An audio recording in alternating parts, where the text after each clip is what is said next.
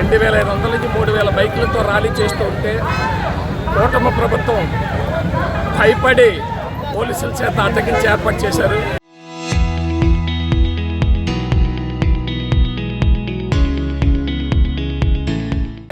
ఏది ఏమైనా ఎంతమంది పోలీసులు అడ్డగించినా మా ర్యాలీని మాత్రం 100% ర్యాలీ చేసే తీరుతాం. అవసరం అనుకుంటే రోడ్డు మీద బయటేస్తాం తప్ప ర్యాలీని మాత్రం ఆపే పరిస్థితి లేదండి.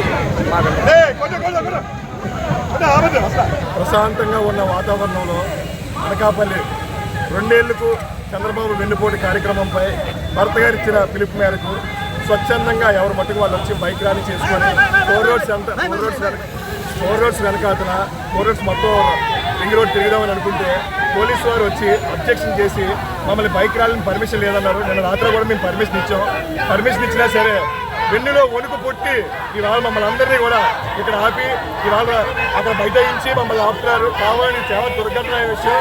2029లో జగన్ ప్రభుత్వం వచ్చాక ప్రతి ఒక్కరికి కూడా మేము తగిన బుద్ధి చెప్తామని చెప్పి తెలియజేసుకుంటాం.